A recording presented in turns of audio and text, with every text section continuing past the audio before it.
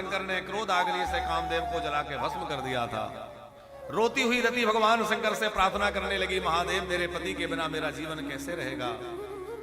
अरे बिना पति का जीवन कैसा है, हमारी किशोरी श्री जानकी जी कहती हैं, जिए बिन दे नदी बिनु बारी, जिए बिन दे नदी बिनु बारी, ते सही नाथ पुरुष बिन।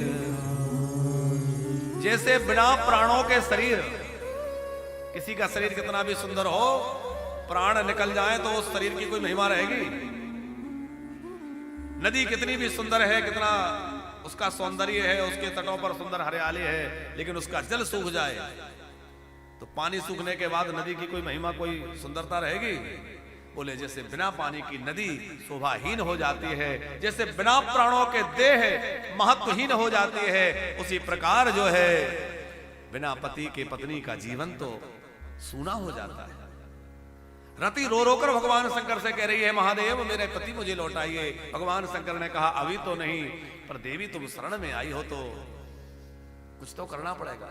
भगवान महादेव तो दयालु हैं। भगवान शंकर ने कहा, जब यदुवंश कृष्ण अवतारा हो हई हरण महा मही भारा।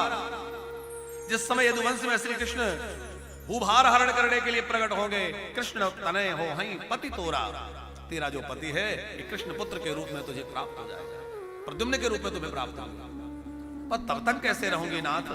भगवान शंकर बोले, देवी तुम्हारा पति तब तक बिना शरीर के ही सब में व्याप्त रहेगा। और धन्य है रति महारानी जो युगों युगों तक अपने पति की प्रतीक्षा करती रही। संबरासुर जैसे एक असुर के यहां रसोई में चौका बर्तन का काम कर रही है, क्योंकि नारद जी ने कहा यही तुम्हारे पति से तुम्हारा मिलन होगा। धन्य है, स्वर्ग का सौंदर्य जिन्हें माना जाता है, स्वर्ग में सारी अप्सराओं से जो करोड़ गुना अधिक सुंदर है वह रति महारानी युगों युगों तक अपने पति की प्रतीक्षा में बैठी है। और कहा? बोले एक असुर के यहां चौका बर्तन कर रही है। क्यों? बोले मुझे यही पति मिलेगी। नारद जी ने कहा वही संबरासुर कृष्ण पुत्र का हरण करके लाया, समुद्र में डाला, मछली ने निगल लिया। कथा आप लोगों ने सुनी है। मछली संबरासुर के यहां जब पहुंची, उसके पेट से बालक, आश्चर्यचकित हो लोग करके देख रहे थे। उस रति महारानी को बालक दिया गया, रति ने बालक का लालन पालन किया। नारद जी ने आके सारा भेद कहा, देवी जी ये जो बालक है ये कोई और नहीं है, ये आपके पतिदेव हैं। वह तो कृतकृत्य हो गई, प्रसन्न होकर के आनंद पूर्वक जो है उनका पालन करने लगी। और जब प्रद्युम्न जी बड़े हुए तो पूछा, देवी आप तो मेरी माँ जैसी हैं, आपने मेरा पालन किया, पर मैं देखता हूं आपके भाव कुछ परिवर्तित हैं, क्या बात है?